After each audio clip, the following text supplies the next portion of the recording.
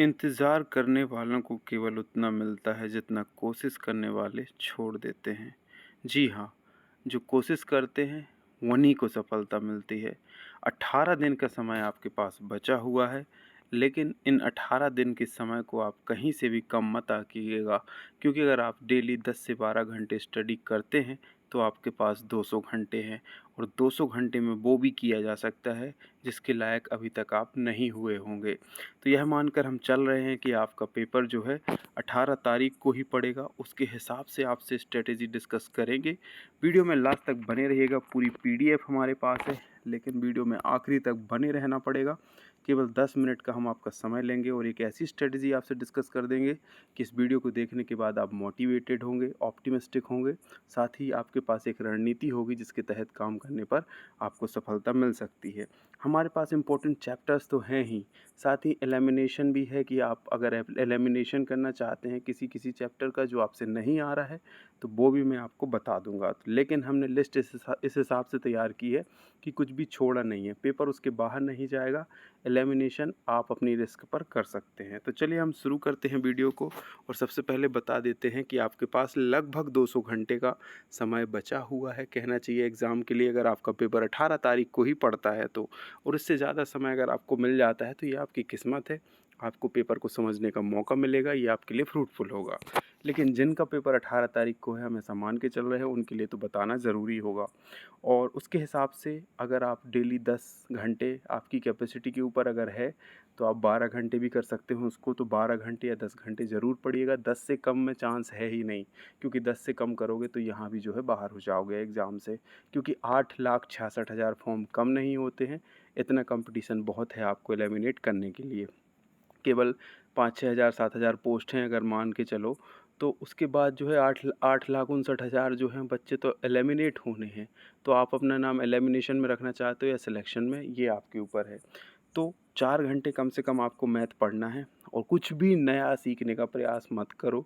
जो आपको आता है उसको और सॉलिड कर लो, उसको कंफर्म कर लो कि हाँ, इसका सवाल अगर आता है तो मैं उसको कर लूँगा। 2 मिनट के अंदर मैं सारे इंपॉर्टेंट चैप्टर्स एक बार फिर से बता देता हूँ। ये पीडीएफ मैं आपको अपने टेलीग्राम चैनल पर दे दूँगा, वहाँ से डाउनलोड कर लीजिएगा। एसबी स्टूडियो के नाम से हमारा टेलीग्राम चैनल है, जहाँ से आप डाउनलोड कर लेना और देख लेना कि कोई चैप्टर हमारा छूट तो नहीं गया है। क्योंकि बहुत सारे बच्चे ये कन्फ्यूज़ हो जाते हैं कि यार ये चैप्टर तो मैंने पढ़ा ही नहीं है। तो संख्या पद्धति, अनुपात एवं समानुपात, मैथ की हम बात कर रहे हैं। प्रतिशत, लाभ हानि बट्टा, ये वो चैप्टर हैं जो जब जितना इतिहास है मध्य प्रदेश पुलिस के एग्ज़ाम का, उतने समय से ये आ रहे हैं। चाहे अभी जो लेटेस्ट सब ग्रुप 4 यानी ग्रुप 3 सब ग्रुप 4 का जो एग्ज़ाम हुआ उसमें भी आए ये चैप्टर। और जितने भी एग्ज़ाम होते हैं पीईबी के, ईएसपी के, नाम बदलते रहते हैं, लेकिन सिलेबस वही है, चैप्टर्स वही हैं। तो संख्या पद्धति, अनुपात एवं समानुपात, प्रतिशत, लाभ हानि और बट्टा, साधारण ब्याज एवं चक्रवृद्धि ब्याज, समय और कार्य, आयु, लघुत्तम समावर्त और महत्तम समावर्त, घातांक एवं करणी, डेटा इंटरप्रिटेशन, सरलीकरण, क्रमचय संचय, प्रायिकता, बीजगणित, त्रिकोणमिति, ज्यामिति, क्षेत्रमिति, त्रिकोणमिति, ज्यामिति, क्षेत्रमिति। त्रिकोणमिति चाहो तो छोड़ सकते हो, कई बार क्वेश्चन देखने को मिलता है, कई बार नहीं भी मिलता है। बहुपद, नल एवं टंकी, समय एवं दूरी, ट्रेन, नाव और धारा, मिश्रण, साझेदारी, औसत, दशमलव, भिन्न, वैनारिक और प्रीवियस ईयर क्वेश्चन। तो 20, 22, 24, 25 चैप्टर की जो लिस्ट मैंने आपको प्रोवाइड करी है, इसमें 2 या 3 चैप्टर जो है आप एलिमिनेट कर सकते हो। अगर आपसे नहीं बन रहा है तो बिल्कुल लोड नहीं लेना है, जो बन रहा है उसको सॉलिड करो। जो नहीं बन रहा है तो ऐसा थोड़ी है कि पूरा 40 नंबर की मैथ उसी से आनी है, बिल्कुल ऐसा नहीं है। 1-2 चैप्टर छोड़ सकते हो, जैसे कई लोगों को मेंसुरेशन नहीं आता है, छोड़ दो। ट्रिग्नोमेट्री नहीं आती है, छोड़ दो। बाकी तो कर लो, बाकी तो प्रश्न बना सकते हो। तो वही बात है, अगर आप पूरा करके जा रहे हो, पूरे करने के चक्कर में जो आ रहा है अगर वो भी नहीं बना तो दिक्कत हो जाएगी। तो जो चीज़ें नहीं बन रही हैं तो नया सीखने का प्रयास करने की अपेक्षा हमें वो चीज़ों पे फोकस करना चाहिए जो ऑलरेडी थोड़ी बहुत बनती हैं। थोड़ी प्रैक्टिस करोगे तो कर लोगे। तो ऐसे चैप्टर खोज लो जो छोड़ने हैं, और ऐसे चैप्टर खोज लो कि जो थोड़ा मेहनत करोगे तो पक्का आप 100% जो है लॉन्ग मेथड से भी करोगे तो उसके प्रश्न को सही कर लोगे। ठीक है, अभी 4-5 मिनट ही हुए हैं वीडियो के, हम अब रीजनिंग की बात कर लेते हैं। Very important chapter syllabus reasoning का। ब्लड रिलेशन आता ही है, 1 से 2 प्रश्न आपको ब्लड रिलेशन के बनाने को मिलेंगे, वो कर लेना है। कोडिंग डिकोडिंग के प्रश्न आपको मिलेंगे, पक्का मिलने वाले हैं। इसको करके जाना, बहुत सॉलिड चैप्टर है। पिछली बार छाप छाप के प्रश्न आए हैं, बच्चों से पूछ लेना जो कि पिछली बार सिलेक्ट हुए हैं। डिस्टेंस एंड डायरेक्शन के 5 किलोमीटर उत्तर दिशा में चला, 6 किलोमीटर दक्षिण दिशा में चला, फिर पूर्व दिशा में आ गया तो किस दिशा में है और कितने किलोमीटर दूरी पर है, इस प्रकार के प्रश्न आते हैं। दिशा और दूरी से, क्रम व्यवस्थाकरण और बैठक व्यवस्था से भी क्वेश्चन आते हैं, जैसे हम सिटिंग अरेंजमेंट कहते हैं। घड़ी से संबंधित प्रश्न आते हैं, कैलेंडर से संबंधित प्रश्न आते हैं, अंग्रेजी वर्णमाला से संबंधित प्रश्न आते हैं, अंग्रेजी का शब्द निर्माण गणित के अंकों से, गणित का शब्द निर्माण अंग्रेजी के अंकों से, इस प्रकार के प्रश्न आते हैं।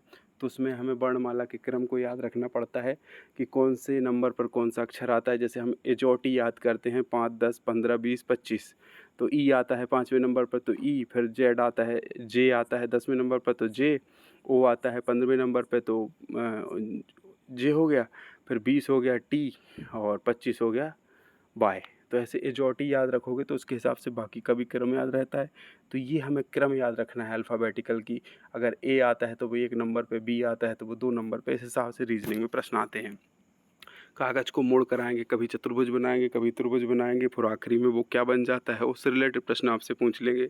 दर्पण और उससे संबंधित प्रश्न पूछ लेंगे। अंकगणितीय तर्क शक्ति, पासा से संबंधित प्रश्न, कथन एवं पूर्व धारणाएँ, जल एवं प्रतिबिंब, सीरीज, वाटर इमेज, क्लासिफिकेशन, वर्णमाला के भी प्रश्न देख लेना। 3 से 4 प्रश्न आते हैं। कथनों की सत्यता की जांच, मतलब केवल एक कथन सत्य है, केवल 2 कथन सत्य है, जिसमें अपने समुच्चय के प्रश्न भी पूछ लेगा। A union B, A intercept B, सभी ए बी हैं, सभी बी सी हैं, तो क्या सभी ए सी हैं क्या, ऐसा क्वेश्चन पूछेगा। कुछ ए बी हैं, कुछ सभी ए बी हैं, तो ये सभी और कुछ वाले क्वेश्चन देख लेना, ठीक है।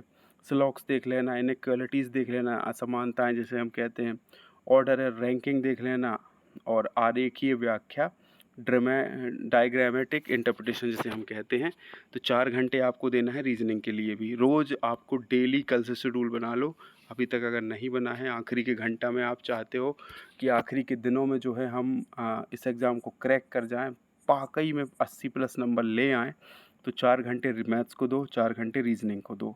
अब बचते हैं 2 या 3 घंटे, क्योंकि आप 10 घंटे पढ़ोगे या 11 घंटे पढ़ोगे, और ज़्यादा मेहनत करने वाले होगे तो 12 घंटे पढ़ोगे, तो ठीक है। तो अब हमारी आती है साइंस, जो आपको डेली 2 से 3 घंटे पढ़ना है। तो उसे 3 घंटे में आपको बायोलॉजी में कौन कौन से चैप्टर कवर करने हैं वो मैं बता देता हूँ। मानव शरीर तंत्र, कोशिका, रक्त, परिसंचरण तंत्र, उत्सर्जन तंत्र, तंत्रिका तंत्र, जनन तंत्र, ग्रंथियाँ, मानव रोग और जंतुओं का वर्गीकरण, ठीक है। उसके बाद फिजिक्स में आपको भौतिक इकाइयाँ, मात्रक एवं विमाएँ, सदिश और अदिश राशियाँ, गति, कार्य, बल, घर्षण, गुरुत्वाकर्षण, दाब, केशिकत्व, श्यानता, पास्कल का नियम, प्रत्यास्था, ऊष्मा, न्यूटन का नियम, तरंग, ध्वनि, प्रकाश, दर्पण, लेंस, अपवर्तन, वर्ण विक्षेपण, विद्युत। आपने प्रीवियस ईयर क्वेश्चन देखे होंगे, तो भर भर के इनसे प्रश्न आते हैं। केमिस्ट्री में आपको पदार्थ एवं पदार्थ की अवस्था, आवर्त सारणी, रासायनिक अभिक्रियाएं, अम्ल एवं क्षार, परमाणु संरचना, विद्युत रसायन, ठीक है। इतना कवर हो गया। 80% टू 90% सिलेबस आपका निपट चुका है। अब बचता है MPGK और करंट अफेयर। तो इतना समय नहीं बचा है कि आप थ्योरी कवर कर लो। इतने समय में केवल आपको मल्टीपल चॉइस क्वेश्चन ही हो सकते हैं, जैसे हम और मल्टीपल चॉइस क्वेश्चन में आपको उठाने हैं 2017 के, 2020-22 के जो आपके MPGK के प्रश्न हैं उनको करके चले जाना। साथ ही बहुत सारे यूट्यूब पर ऑनलाइन चैनल हैं जो कि आपको नए नए MPGK के क्वेश्चन यानी पढ़ाते हैं। जिसमें अपना आता है सबसे नंबर 1 पे है उत्कर्ष MP। तो उत्कर्ष MP का मॉर्निंग वाला करंट अफेयर का क्लास भी देख लेना, और उत्कर्ष MP के जो MCQs की क्लासेस होती हैं उनको कवर कर लेना, आपका कवर हो जाएगा। और करंट अफेयर के लिए कुमार गौरव सर की क्लास तो जो है पूरे भारतवर्ष में फेमस है, उसको कवर कर लेना अगर आप कवर करना चाहते हो तो। या फिर जनवरी से लेके जून जुलाई तक का जो है करंट अफेयर आप एक बार में पढ़ लेना, मेन की फैक्टर जो हैं, तो आपका ये कवर हो जाएगा। इससे ज़्यादा इस पर मेहनत करने की ज़रूरत नहीं है, और इससे ज़्यादा जो है इस पर टाइम देने की ज़रूरत नहीं है। मेनली आपका पेपर जो फोकस होता है 65 नंबर का ज़रूर आता है, वो आता है आपका मैथ और रीजनिंग से। तो वो सिलेबस मैंने आपके लिए बता दिया है, और जैसा वादा किया था कि हम 10 मिनट में ही इस वीडियो को ख़त्म करेंगे, 10 मिनट के अंदर हमने पूरी जानकारी, पूरी स्ट्रेटजी, और बी ऑप्टिमिस्टिक, बी मोटिवेटेड। अपने माँ बाप का सपना पूरा करना है यार, इतना हल्के में मत लो। उन रिश्तेदारों को जवाब देना है जो आपको टोकते हैं, जो आपको पिंच करते हैं। और सफलता कोई एक दिन में तुम्हें बैग में पैक होके नहीं मिलती है, तपाना पड़ता है, मेहनत करनी पड़ती है, तब आप निखर के आते हो। क्योंकि हम जब तक मेहनत नहीं करेंगे, हमको सफलता नहीं मिलेगी। सफल होने के लिए सबसे अच्छा नहीं बल्कि अपने आप से सच्चा होना बहुत ज़रूरी है। पढ़ाई घंटों से नहीं मतलब घंटे बीत जाएँ पढ़ाई ऐसी करो।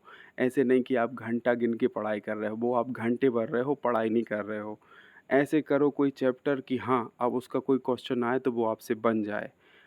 मतलब रियलिस्टिक पढ़ाई करो, ऐसे नहीं कि कुछ भी कर रहे हो।